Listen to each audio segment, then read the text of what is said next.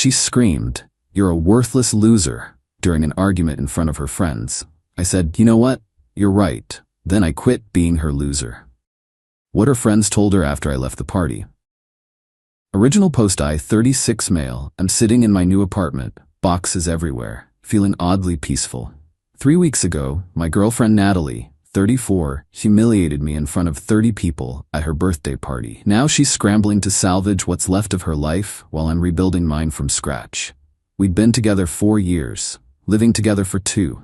I worked as an HVAC technician, not glamorous, but solid pay, honest work. She was in marketing for a cosmetics company, always talking about brand image and networking opportunities. The party was at our place. Well, technically my place since I paid the rent, but whatever. Her work friends, college friends, some influencer types she was trying to impress. I'd spent the whole day setting up, decorations, catering, bartender, the works. Dropped about $3 on her intimate gathering. Everything was fine until around 10 p.m. I was in the kitchen getting more ice when I heard her friend Megan ask about vacation plans.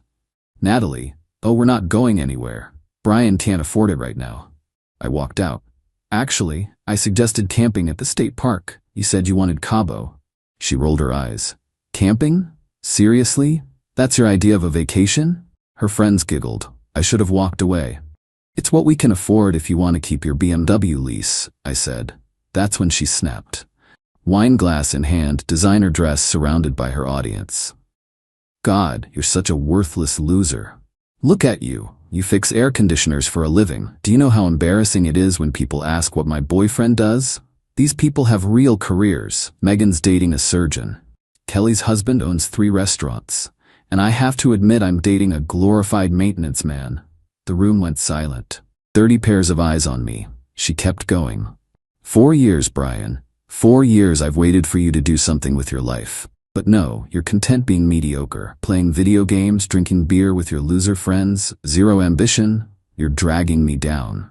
I stood there feeling something inside me just break. Not like heartbreak, more like chains snapping. "You know what?" I said quietly. "You're absolutely right." She blinked, surprised. "What?" "You're right. I am a worthless loser. To you." I walked to the bedroom, grabbed my phone, wallet, and keys. "Where are you going?" she called after me. "To stop being your loser." I left. Behind me I heard her yell, "Don't be dramatic. Brian, Brian." I didn't look back. Update 1. Spent that night at my buddy Trevor's place. He didn't ask questions, just handed me a beer and set up the couch. Woke up Sunday morning to 62 missed calls and a tsunami of texts from Natalie. "Baby, come home. I was drunk. I didn't mean it. We need to talk. This is stupid. You're overreacting. Answer your phone. You can't just leave me." Then the narrative shifted. "You abandoned me at my own party. You humiliated me. Everyone thinks you're abusive now. My friends are worried. You need help." I texted back once. "You're right. I was a worthless loser. I'm working on that. Your stuff will be packed by Friday. Get it by Sunday or it goes to Goodwill." She called immediately. I didn't answer. Monday morning, I did something I'd been thinking about for 2 years. Applied for the business license I'd been too scared to get. See, Natalie always said starting my own HVAC company was too risky and not the right time. What she meant was it wasn't impressive enough for her Instagram. By Wednesday I had filed for LLC, set up business banking, designed basic logo and cards, called 10 old clients who'd asked if I did side work. Thursday Natalie showed up at Trevor's. "We need to talk." "No, we don't." "Brian, please, I'm sorry, I was showing off. You know how those people are." "Yeah, I do now." She tried tears. 4 years, you're throwing away 4 years over one bad night?" "No, I'm walking away from 4 years of you being ashamed of me." "I wasn't ashamed, I just wanted more for us." "For you. You wanted more for you." She switched tactics. "Fine, but you can't kick me out. I have rights." "What rights? Your name isn't on the lease." "I've lived there 2 years. As my guest, legally you have no claim." I checked. Her face went red. "You can't be serious." "Your stuff's in boxes by the door. Brittany has the key." Brittany was our neighbor. "Where am I supposed to go?" "I hear Megan's surgeon boyfriend has a nice place." Update 2. That weekend was interesting. Natalie brought reinforcements. Her mom Diane, her sister Ashley, and 3 friends including the infamous Megan. They came Saturday afternoon, presumably to collect her things and stage an intervention. Diane knocked. I answered. Brian, this is ridiculous. Couples fight. You don't end a relationship over one argument. It wasn't an argument. It was her showing me who she really is. Ashley jumped in. She was drunk. People say things they don't mean. Drunk words are sober thoughts. Megan, the surgeon's girlfriend, decided to chime in. You're being really immature about this. Natalie deserves better. I actually laughed. You're right again. She does deserve better than a worthless loser, so I'm giving her the opportunity to find it. They collected the boxes while Natalie supervised, making sure to mention everything I'd stolen from her. That's my coffee maker. That you bought with my credit card? Sure, take it. The TV is mine. Here's the receipt from Best Buy. My name, my card. Nice try. She got desperate. Half this furniture is mine. You mean the furniture I bought before we met? Interesting legal theory. As they were leaving, she played her last card. I'm pregnant. Everyone froze. Even her mom looked shocked. No, you're not, I said calmly. How would you know? Because you had your period last week, unless you're claiming immaculate conception? Her friends exchanged glances. She'd been caught in the lie. Also, I continued, you might want to check your math. You were at that work conference in Miami 3 weeks ago, remember? Her face went white. Yeah, I knew about Miami. And who she'd shared a room with. Update 3 Monday morning, the real games began. I got a call from my boss at the HVAC company. Brian, I just got a disturbing email about you. Some allegations of theft? My stomach dropped. What? Someone claiming to be a concerned citizen says you've been stealing equipment and selling it on the side. That's completely false. I know. I checked inventory myself. Everything's accounted for. Just wanted you to know someone's trying to cause trouble. Then came the online assault. Natalie posted on every platform. After 4 years, he abandons me out of nowhere. No explanation. No conversation. Just throws me out of my home. Ladies, this is what happens when you date down. They resent your success and punish you for their inadequacy. The comments were split. Half supported her, half smelled BS. But then something beautiful happened. Remember those 30 people at the party? Turns out 5 of them had filmed her tirade. By Tuesday, the videos were circulating. There was Natalie, wine-drunk and vicious, calling me a worthless loser while I stood there quietly. Then me, calmly saying she was right and leaving with dignity. The narrative flipped instantly. Her friend Kelly, restaurant owner's wife, commented, Natalie, we all saw what happened. This is gaslighting. Another party guest, you humiliated him in front of everyone. He handled it with class. Best comment came from someone named Derek. Imagine being called worthless by someone who drives a leased BMW she can't afford while living rent-free in his apartment. The audacity. Natalie deleted the posts, but screenshots were already spreading. Update 4. 2 weeks after the party, things escalated in ways I didn't expect. First, the apartment. Natalie tried to break in Tuesday night. The locks had been changed, legally, after she vacated, but she tried her old key repeatedly, then started pounding on the door. I know you're in there. This is my home too. I called the cops, showed them the lease, my name only, proof she'd moved out, texts admitting she took her stuff, and her current address, her mom's. They asked her to leave. She made a scene. They threatened arrest. She left. Wednesday, I get a letter from a lawyer. She's demanding $15,000 for unlawful eviction, $8,000 for emotional distress, half the value of everything in the apartment, 2 years of retroactive rent credit for the rent she didn't pay. My lawyer, Trevor's cousin, did it for beer money, laughed his ass off. She has literally no case. She was a guest. She paid no rent. She has no claim to anything. This is desperation. He sent back a single-page response. My client declines your demands. Any further contact should be directed through counsel. P.S. We have video evidence of your client's verbal abuse and defamation.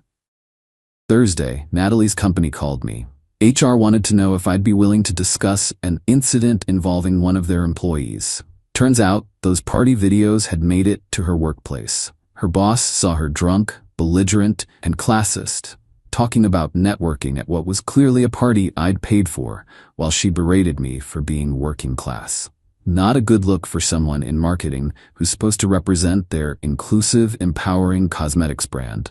I told HR I had no comment, but wouldn't object if they wanted copies of the videos for their records. They thanked me professionally. Friday, she showed up at my work. "You got me fired." "No, you got yourself fired." Those were private videos. From a party with 30 people, that's not private, that's public humiliation. She was crying now. Actual tears, not manipulation tears. "Brian, I'm sorry. I'm so sorry. I screwed up everything. I lost my job, my apartment, my car." "Your car? I can't afford the lease without you." I felt bad for a second, then remembered her words, "Worthless loser." Sounds like a you problem. Update 5. 3 weeks after the party, my life versus her life. Me, started my own HVAC business, BT Climate Control. The BT stands for better than, but only Trevor knows that. Already had 4 clients from word of mouth. Kept the apartment, redecorated without her live laugh love garbage. Sleeping better than I had in years. Lost 10 pounds from not eating her toxic fancy dinners. Her, via the gossip network. Fired from cosmetics company for conduct unbecoming. BMW repossessed. Living with her mom. Trying to become an influencer. Her Instagram has 847 followers. Posted a tearful apology video that got roasted in the comments.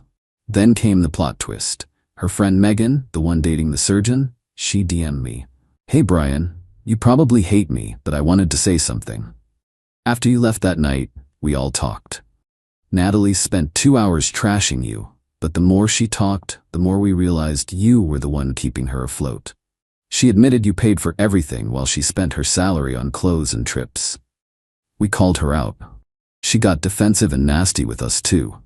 Called me a gold-digging nurse when I'm actually a pediatric resident. Called Kelly's husband's restaurants overpriced trash. She showed her true colors. You dodged a bullet."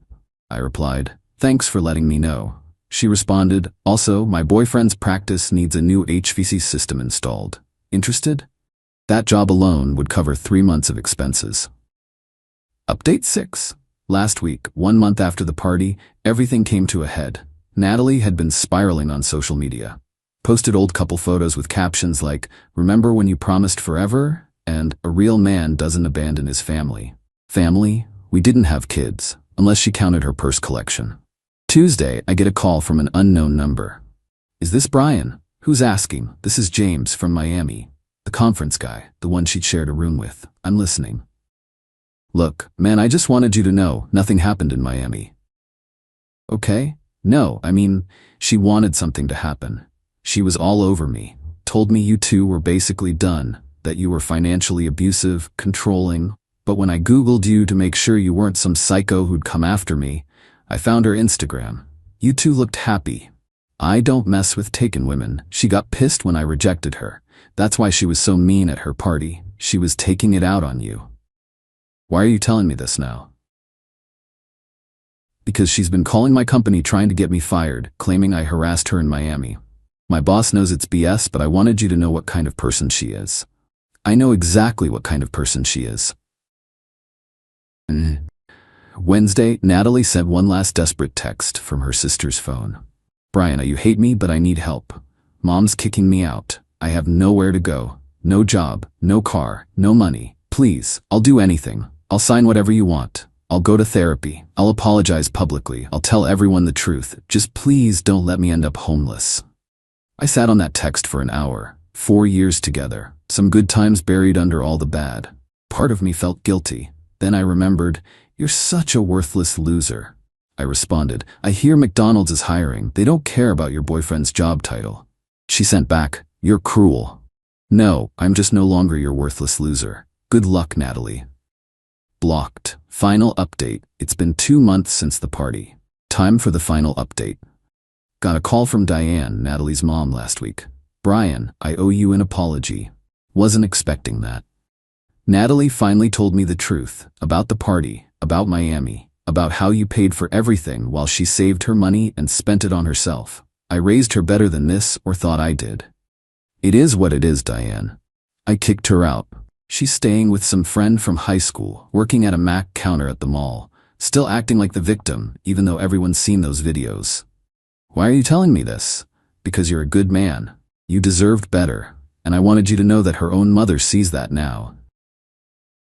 I thanked her and hung up. Felt like closure. My business? Thriving. That surgeon's practice job led to 3 more medical buildings. Turns out being a worthless loser who actually shows up and does quality work beats having a fancy title any day. Last weekend, I ran into Kelly and her husband at a restaurant. They invited me to join them. Heard about your business taking off, the husband said.